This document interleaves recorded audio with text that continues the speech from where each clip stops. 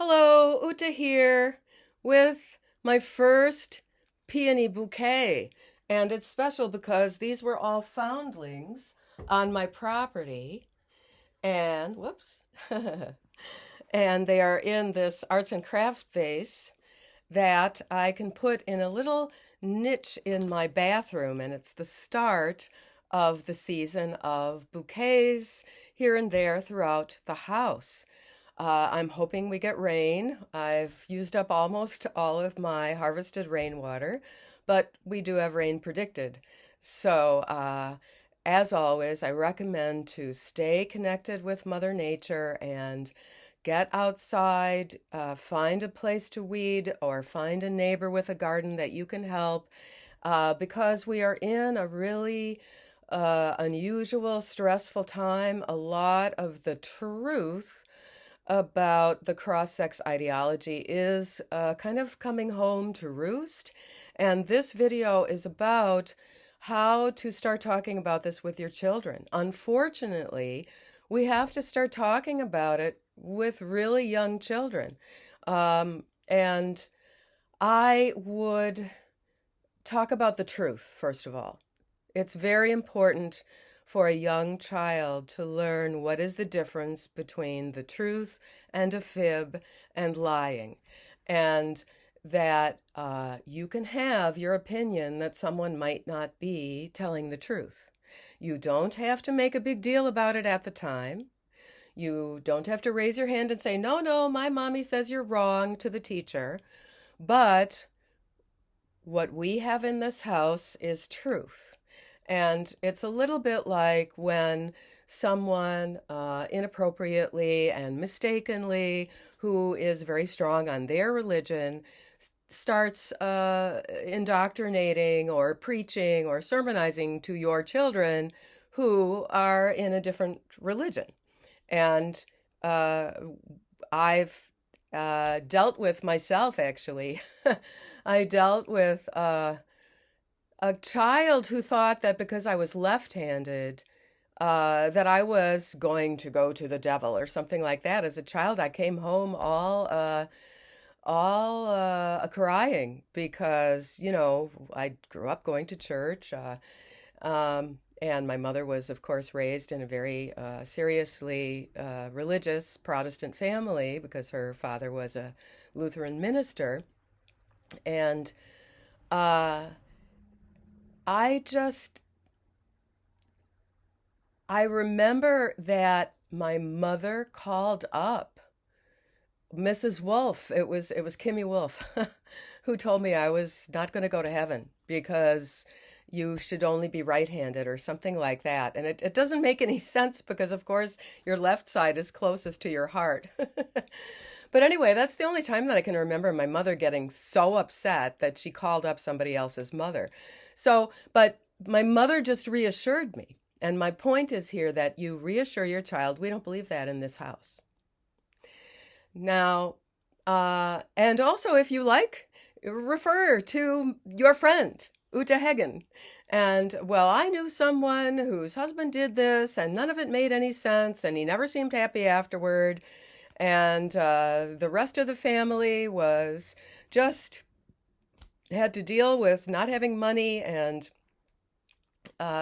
him always lying. And it comes right back around to the truth. I would even, with a little kid, I would make a visual of a circle and put on one side of the circle the word truth, truth. And then start going away and away and away from the truth. Like, make a statement that is, the truth. The closest thing I can think of right away is my friend Uta is nearsighted and she has to wear glasses. And then you could go further and further from the truth of, well, maybe she doesn't need glasses. Maybe it's something else wrong with her. Maybe her doctor is wrong. Maybe, and I think it would be a good idea actually to make a medical kind of comparison an example because, for example, I remember I had pneumonia very badly in the spring of 2016, but here I am. I recovered. I managed to stay out of the hospital just barely. There were three different times when, if this or that didn't happen, I was going to get into the hospital. Um, and I made sure to drink 2 liters of water every day. And the thing is, I had had a misdiagnosis.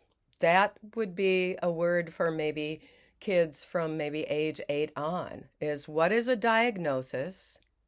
Who does a diagnosis? It should be a doctor or a psychologist or a psychiatrist, not your teacher. And what is a misdiagnosis? I was told that I must have had the flu for the first 3 days of having pneumonia. And so I got sicker and sicker until they figured out that Tamiflu wasn't helping me. And they got me on a very strong antibiotic.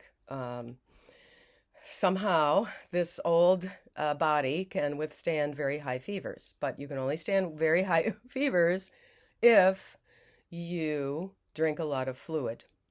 It's actually very important to eat food, and I did that even when I couldn't stomach food. I ate a little bit to make sure that my body had some energy to fight this terrible illness. And there is, and I think also you could say, what about an old story like starve a cold and feed a fever? And do you think that makes sense? People used to say that in the past, and that's a saying. Do you think that makes sense? Because whenever we're sick, whether it's a cold or a fever, we need to get nutrition into our bodies, and we especially need to stay hydrated. So I would introduce ideas and like do we feed a cold and starve a fever, or starve a fever and feed a cold? Old sayings, old saws, right? And say, well, that's something that people would say, but we had to do scientific research to find out if that was true. And what we know is this.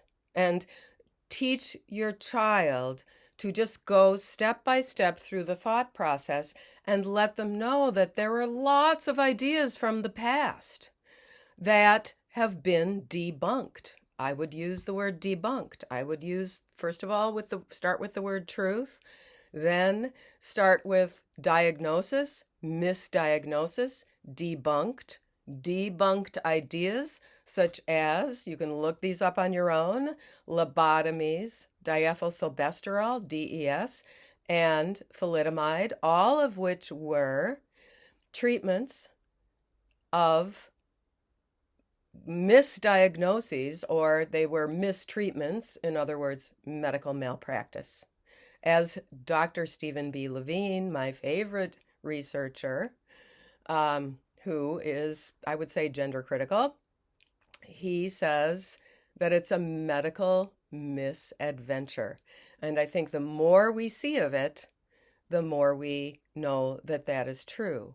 Now, one thing that for me is very interesting is that my former husband said that when he became a woman, he would fight so hard for women's rights. But now he is some kind of martial arts aficionado, and he gets to have, I'm assuming, because I don't talk to him, he gets to have the pleasure of outsparring all but the largest and strongest women. And I saw a picture of him online, sitting there, being extra tall, in the picture of the women's martial arts team, of this martial arts group that he participates in.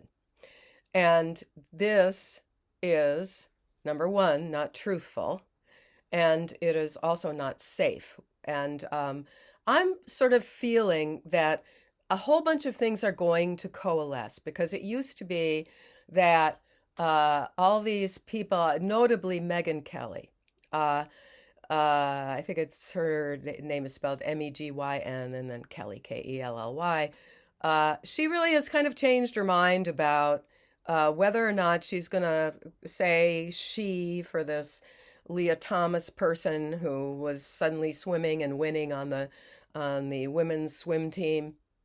Uh, there's also the idea of fairness. That brings up the idea of fairness. And the point about Megyn Kelly is that she used to say, well, we need to be polite to these people, but is this one really being authentic, or is this one really being truthful, or this kind of thing? And what I would say, actually, if I actually had the chance to debate, wouldn't that be interesting? A debate between me and Nettie on all of this. And all he would have is his handful of non-scientific diagnosticians and an uncertified, unqualified therapist, right? And I would have Stephen B. Levine and Dr. Michael Laidlaw and Dr. Miriam Grossman and Dr. Julia Mason and all of these other people who have published truthful, logical, valid science. It can't be the correct treatment unless it has been tested in a methodical way, a valid way, with the number of participants being statistically significant. So I would go into things like statistical significance, logic, and misdiagnoses, and the history of medicine, all of those kind of things, with a teen who's coming home after being indoctrinated in all of this. I would also promote the idea that we all feel different when we're teenagers, because our bodies are changing. And I know that I felt quite different as a teenager because my parents were very frugal. I didn't get to go horseback riding with my friend Lola. I didn't get to go on these fancy vacations that other kids in the neighborhood went on. I didn't have the fancy Barbie hotel and Barbie camper. I didn't even have Barbie dolls. When I was a child, I played with the neighbor girls who had those things, and my mother resisted. And not only did I have mostly hand-me-downs, my dolls had mostly hand-me-downs. And one of the things that I would also propose is that, all right, now the doctors have not come up with any kind of method to determine who will be a detransitioner or who will still be happy 12 years after all of this hormones and treatments and electrolysis and all this kind of stuff. And I would say, well, let's try something like, you're bringing home these ideas. Let's try something that could be called a distraction, but it could be an altruistic distraction.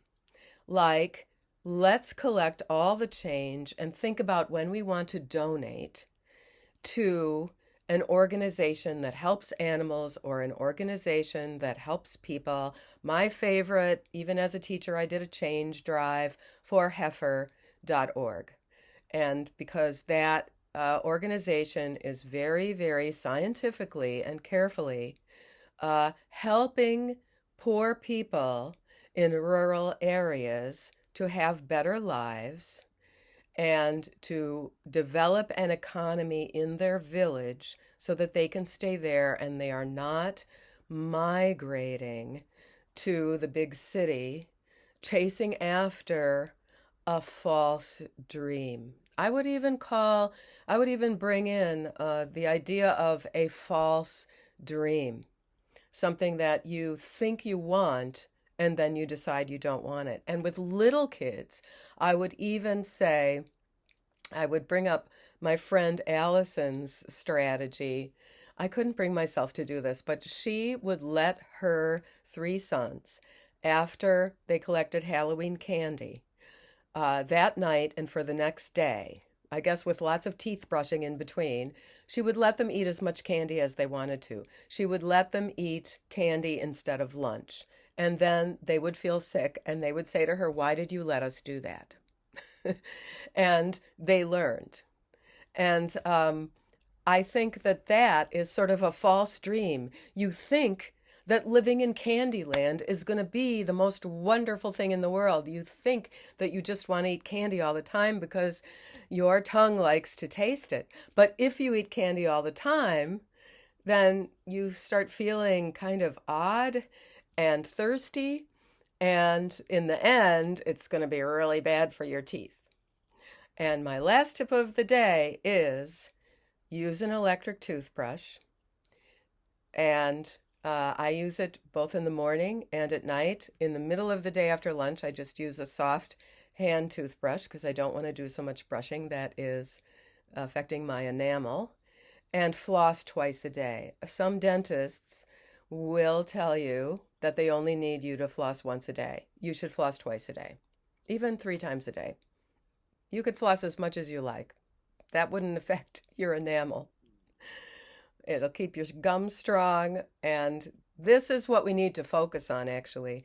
Now, the other thing is you have to tell your children if they come home saying that they need so-and-so money and, they're going to blackmail you with this suicide idea or something, you need to say to them, I can't take money out of my pension fund for this.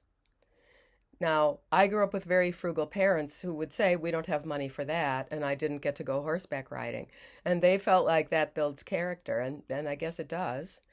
Yeah, so good luck. Ask me any further questions about what are kids saying, and I might be able to think of a clever way to respond to it. Good luck and get out in the garden.